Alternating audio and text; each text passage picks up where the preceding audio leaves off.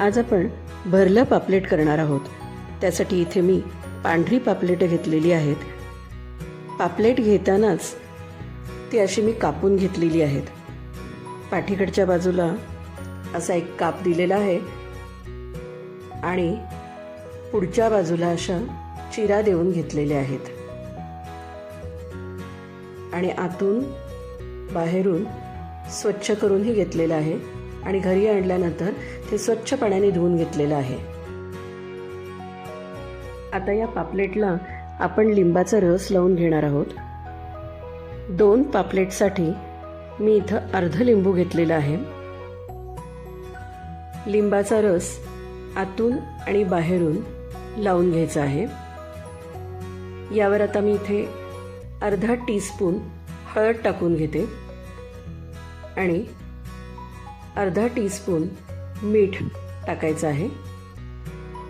हळद, मीठ आणि लिंबू पापलेटला आतून बाहेरून व्यवस्थित लावून घ्यायचं आहे।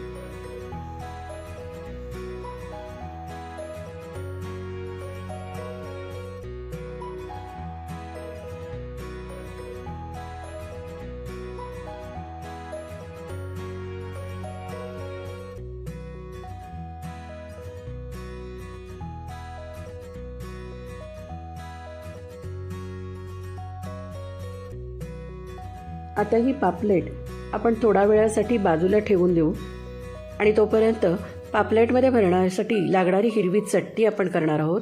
त्यासाठी इथे 12 ते 15 लसूण पाकळ्या, 4 ते 5 हिरव्या मिरच्या आणि 1 वाटी खोवलेला ओला नारळ घेतलेला आहे।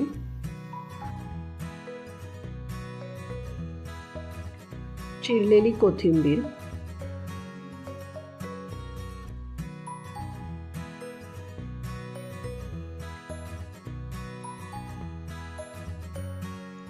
आणि थोडंसं पाणी,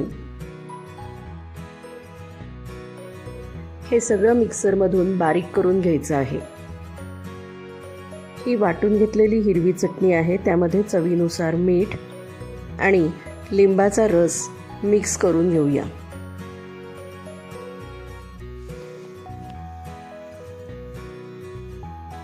ही चटणी तयार झालेली आहे।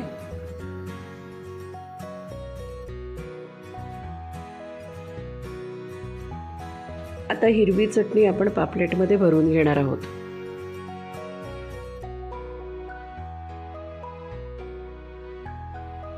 सगळ्यात आधी पापलेटची जी मागची बाजू उघडलेली आहे तिथे आपण आतमध्ये व्यवस्थित चटणी भरून घेऊया। चटणी भरताना अशी पसरून भरायची आहे। पुढे ज्या चिरा दिलेल्या आहेत त्यामध्ये ही चटणी भरून घेऊया। पापलेटला आतून बाहेरून चटणी व्यवस्थित लावून घ्यायची आहे।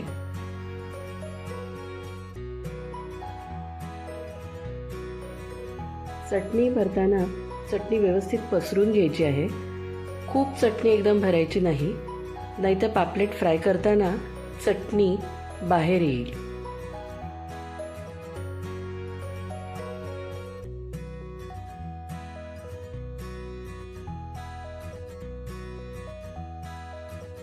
चटणी लावून झालेली आहे। आता एक 10 मिनिटासाठी बाजूला ठेवूया आणि आता फ्राय करायला घेऊया।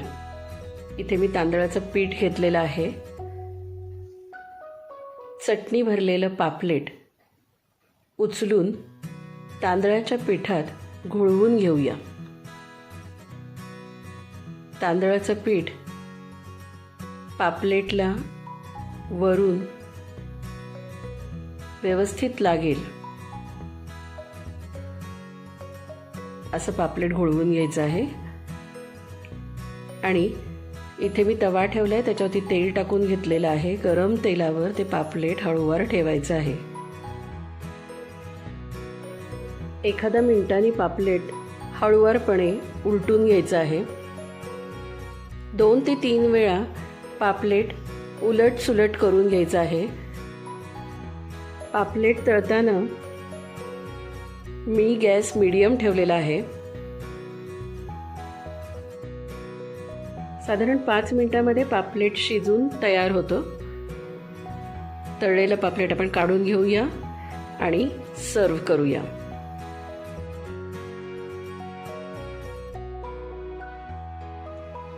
रेसिपी आवडली असल्यास चॅनलला लाईक, शेअर आणि सबस्क्राईब जरूर करा. धन्यवाद.